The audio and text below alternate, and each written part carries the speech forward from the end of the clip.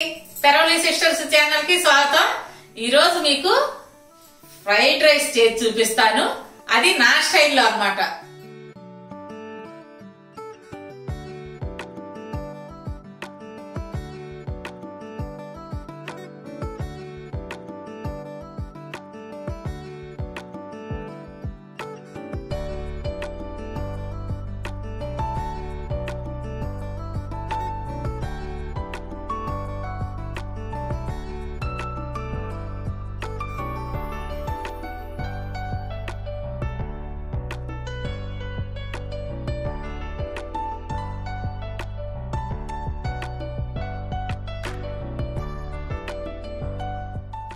అందరూ చాలా రకాలుగా చేసుకుంటారు।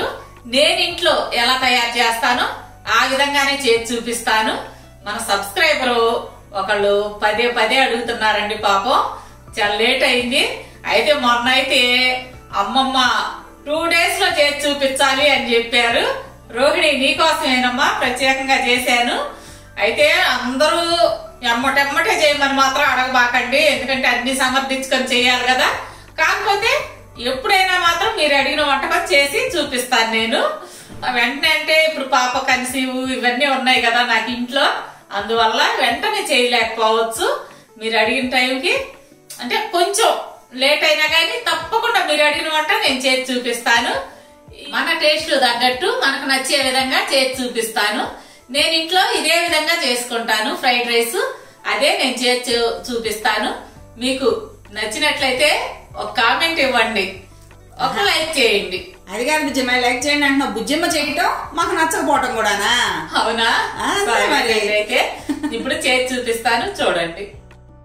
మనకి ఫ్రైడ్ రైస్ కి ముందుగా కావాల్సింది రైస్। నేను బాస్మతి రైస్ తీసుకున్నాను।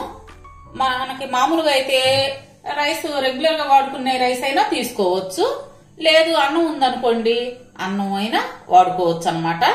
నేను ఈ కప్ తో 1 కప్ తీసుకున్నాను। వెయిట్ పరంగా చూసామనుకోండి ఇది 1/2 kg అన్నమాట, అంటే 250 grams రైస్। ఈ రైస్ ని శుభ్రంగా కడిగి ఏ కప్ తో అయితే రైస్ తీసుకున్నాను అదే కప్ తో 1.5 కప్పు వాటర్ తీసుకొని రైస్ కుక్కర్ లో ఉడికించుకున్నాను। ఇదిగోండి ఈ విధంగా వండుకున్నాను, పలుకుగా పొడి పొడిగా అన్నమాట।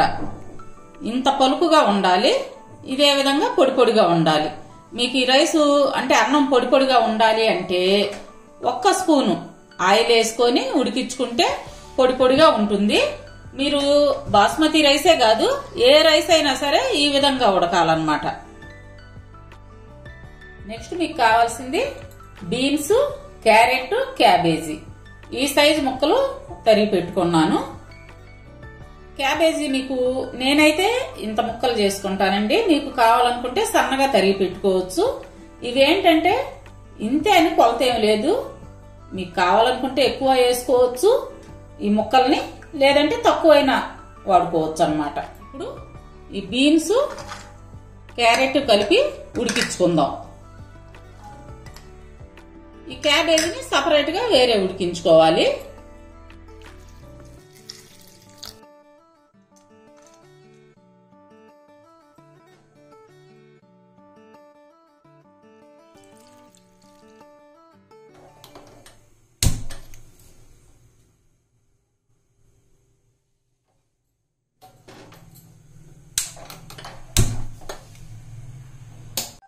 ఈ క్యారెట్, బీన్స్ 20% ఉడికించుకుందాము। ఇవి మెత్తగా ఉడికితే అస్సలు బాగుండదు అన్నమాట। క్యాబేజీ 10% ఉడికితే చాలు। ఈ క్యాబేజీ 10% ఉడికితే చాలు, క్రంచీగా ఉండాలి, మరీ మెత్తగా ఉడకకూడదు, పంటి కింద అట్లా తగులుతూ ఉంటేనే బాగుంటుంది। ఇదిగోండి ఇలా ఉడికించుకొని పక్కన పెట్టుకుందాం।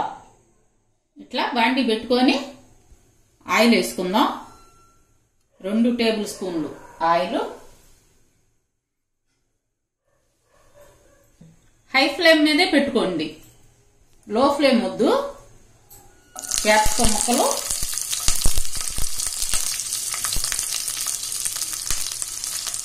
ఉడికించుకున్న క్యారెట్, బీన్స్ ముక్కలు,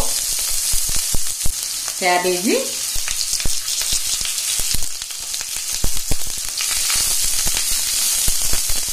వేగనిద్దాం।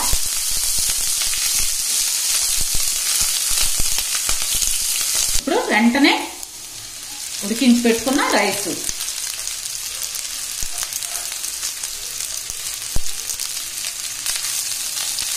ఇది హై ఫ్లేమ్ మీదే వేగాలి.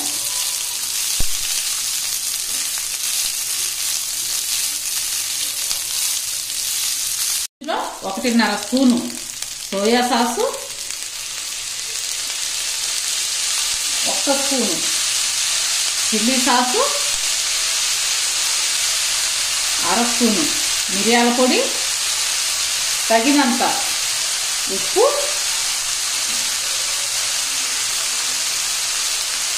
వేసి బాగా కలపాలి.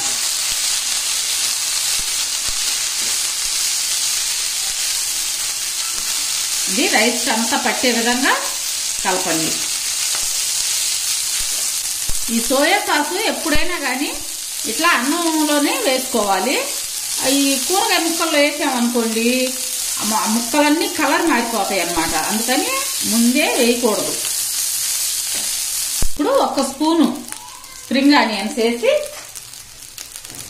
బాగా కలిపి స్టవ్ కట్టేసుకోండి.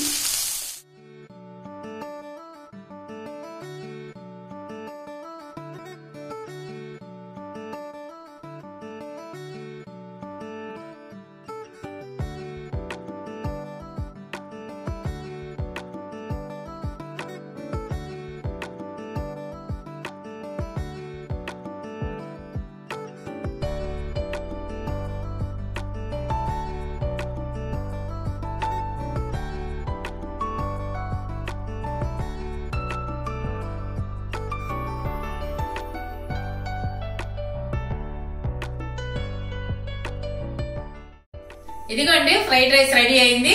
ఎంత ఈజీగా చేశానో చూసారు కదా. జనరల్ గా మనకు అన్నం మిగిలింది అనుకోండి పులిహోర కలుపుకుంటాం కదా. ఈసారి ఈ విధంగా ట్రై చేయండి. ప్రత్యేకంగా అన్నం వండుకోవాలని ఏమి లేదు, మిగిలిన అన్నంతో కూడా చేసుకోవచ్చు. చాలా బాగుంటుంది. నేను చెప్పిన విధంగా తయారు చేసుకొని తిని చూడండి. సరే బుజ్జమ్మాయ్, చూసారు కదండి చెల్లి చేసిన ఫ్రైడ్ రైస్.